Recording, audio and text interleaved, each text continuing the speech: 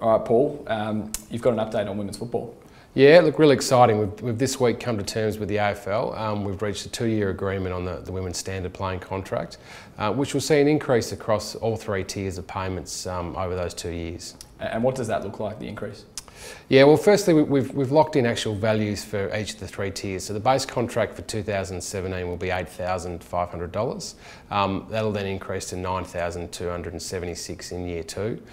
Tier 2 will be $12,000, going up to $12,000 and a bit over $700 in year 2. And then tier 3 will be $17,000 in year 1, plus the $10,000 ambassador payment, and then that'll increase to just under $18,000 plus 10 in the second year. So a pretty good increase. It's about $750,000 more than where we were with the AFL up until a couple of weeks ago. And it's not just about the payment structure though, is it? No, not at all. I mean, this has really been about trying to get to a position where I guess the female players are considered and looked after equal to the men's. We have to realise that the season that they'll be playing in will be considerably shorter than what the men have, and it is a part-time occupation. So they'll only be working 9 hours a week. So I guess we've worked off the men's rookie contract, used that as the base, and then we've prorated the value of that against the women's contracts, and that's how we've come up with the value. So that's the first point. The second point is we've also been negotiating a lot of other terms and conditions, and we've got some really important things in place now for the women around income protection insurance.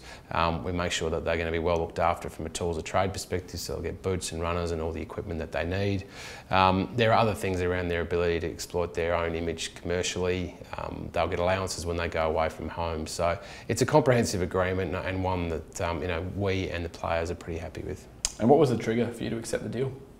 Well, as I said, this was all about equality for us, and we had a figure that we were pretty resolute on. And once we reached that figure, we were of the belief the players would accept it. We took that to a vote of the players, and that's the way we work here. We represent the playing group. It's not up for us to make these decisions. So we took it to a vote of the players this week, and overwhelmingly they voted in favour of accepting it. So more than 90% of the players actually voted to accept it. So yeah, we feel very confident that we've got a mandate.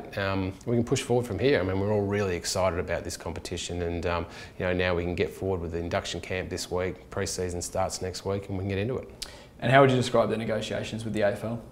Yeah, I mean, look, these sort of negotiations are always challenging because I guess we're fighting over a size of a pie. But the one thing I would say is that we were both coming at it from a position of we wanted to get the best outcome for the game and the best outcome for the players, and I think in the end we got there.